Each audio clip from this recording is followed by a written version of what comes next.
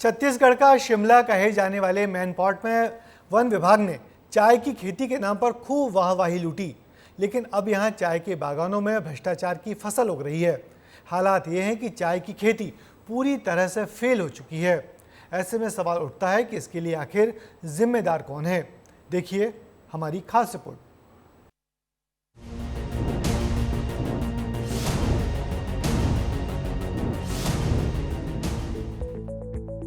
दार्जिलिंग और असम के चाय के बागान। ऐसे खूबसूरत चाय के बागान असम और दार्जिलिंग में हैं।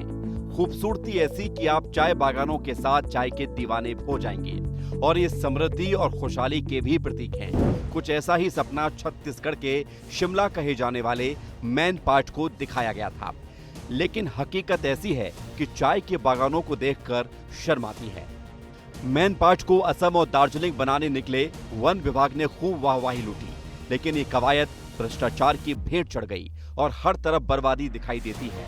चाय के बागान सूख चुके हैं, पौधों की जगह सिर्फ सूखे ठूंठ नजर आते हैं और किसान खुद की किस्मत को कोस रहे हैं।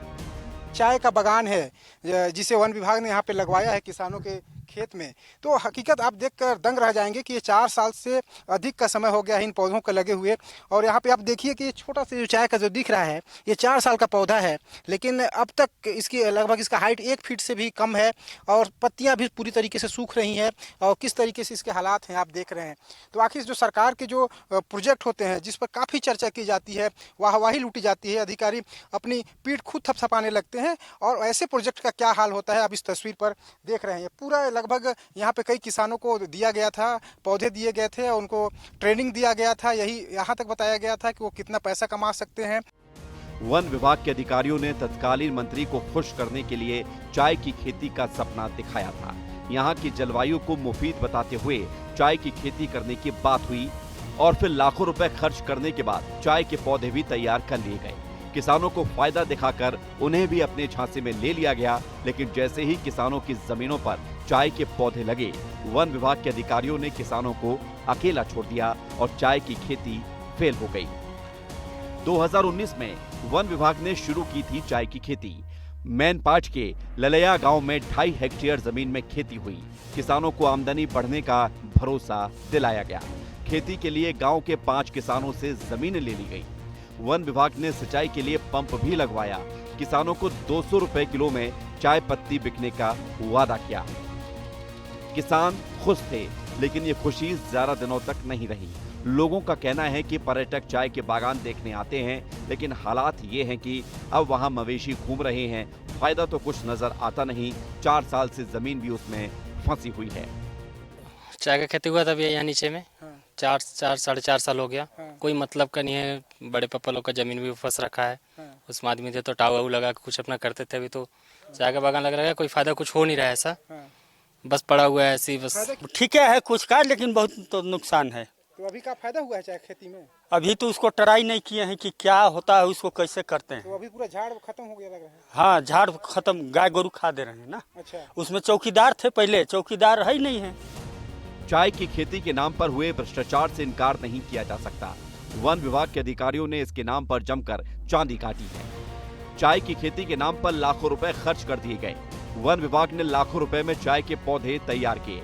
ट्रेनिंग और विशेषज्ञ बुलाने के नाम पर लाखों रुपए खर्च किए गए। देखरेख के नाम पर लाखों रुपए का चूना लगाया गया। लाखों खर्च होने के बाद चाय के मरते हुए पौधे ही हासिल हुए। वहीं इस मामले में वन विभाग के अधिकारी चुप्पी साधे हुए हैं।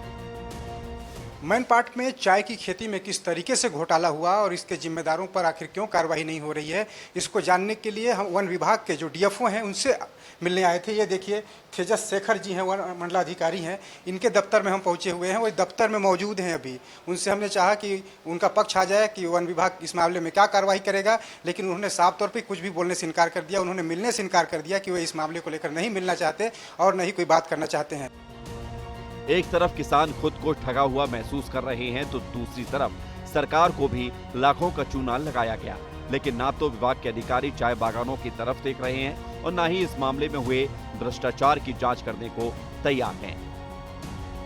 स्थानीय पूर्व मंत्री को खुश करने के लिए जिस तरीके से कवायद की और सरकार का लाखों रुपए खर्च किया, आखिर उन अधिकारियों के खिलाफ क्या कभी जांच होगी या फिर ये मामला भी उसी तरीके से दफन हो जाएगा जिस तरीके से अब तक कई मामले सरगुजा में दफन होते आए हैं। लेकिन उम्मीद है कि जिस प्रोजेक्ट को लेकर अधिकारियों ने खूब वाहवाही लूटी है, इस पूरे मामले की जांच होनी चाहिए ताकि दोषी जो अधिकारी हैं वो आने वाले दिनों में इस तरीके का सरकार को खुश करने के लिए फर्जी कहानी न गढ़ें और हकीकत सामने आ सके।